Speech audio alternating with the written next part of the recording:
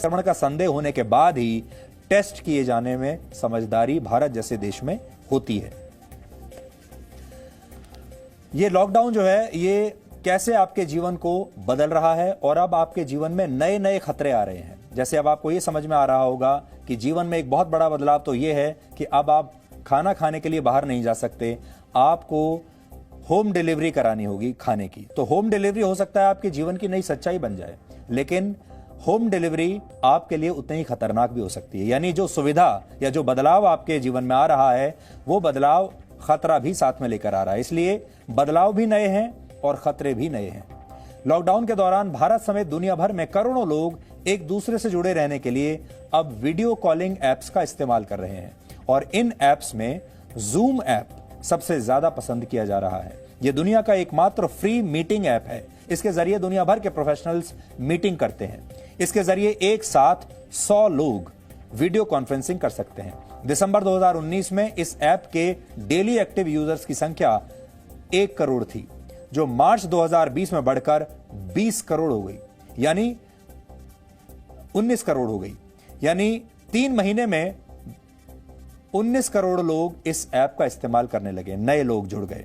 अब यह ऐप संदेह के घेरे में है और क्यों है वो आपको बताते हैं। भारत सरकार ने आज एक एडवाइजरी जारी की है जिसमें कहा गया है कि यह ऐप सुरक्षित नहीं है और सरकारी कामकाज के लिए इसका इस्तेमाल नहीं किया जाना चाहिए। लेकिन बाकी जो लोग इस ऐप का इस्तेमाल करना चाहते हैं वो पूरी सावधानी बरतें।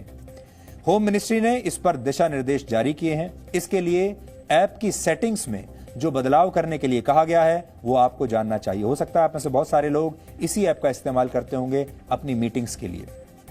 तो आप अब ध्यान से देखिए कि आपको क्या करना है। इस ऐप पर हर मीटिंग के दौरान नई यूजर आईडी और पासवर्ड का इस्तेमाल करें। ऐप में वेटिंग रूम फीचर को इनेबल करें ताकि कोई भी नया यूजर तभी वीडियो कॉल में शामिल हो सके जब होस्ट उसे अनुमति दे।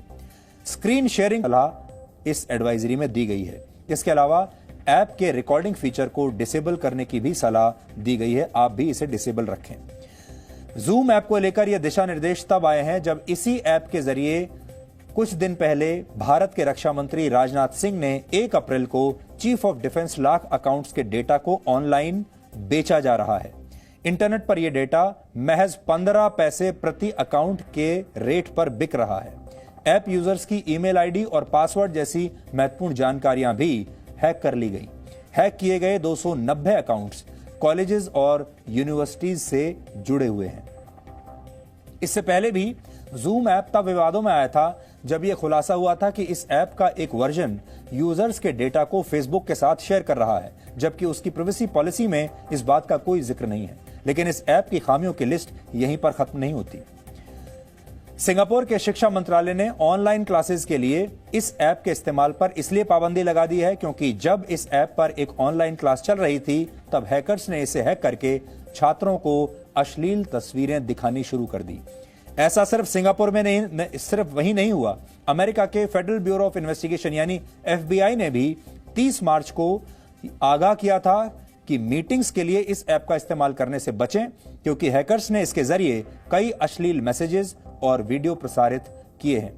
हमारे देश में भी बहुत सारे लोग अपनी ऑफिशियल मीटिंग्स करने के लिए और हमारे देश में बहुत सारे स्कूल और कॉलेजेस में भी यही ऐप इस्तेमाल हो रहा है डिजिटल क्लासेस के लिए। इसलिए हम उन सारे स्कूल और कॉलेजेस को, उन छात्रों को, छात्रों के माँ बाप को, उन टीचर्स को आगाह करना चाहते हैं कि इस ऐप से बचिए।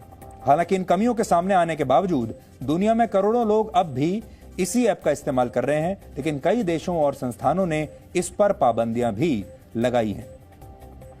अमेरिकी अंतरिक्ष एजेंसी नासा और स्पेसएक्स जैसी कंपनियों के बाद गूगल ने भी अपने कर्मचारियों को अपना ऐप जूम इस्तेमाल करने से मना कर दिया है।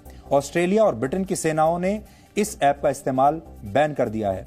जर्मनी, कनाडा और ताइवान जैसे देशों में सरकारी कर्मचारी इस ऐप का इस्तेमाल अब नहीं कर सकते। सिंगापुर के अलावा भी कई देशों ने ऑनलाइन क्लासेस के लिए जूम ऐप को बंद कर दिया है। तो अब सवाल यह है कि जिस ऐप ने डाउनलोडिंग के मामले में व्हाट्सएप, इंस्टाग्राम और टिकटॉक जैसे ऐप्स को भी पीछे छोड़ दिया हो, उसे हैक करना इतना आसान कैसे है? दरअसल इस ऐप के video calls end to end encrypted नहीं होते।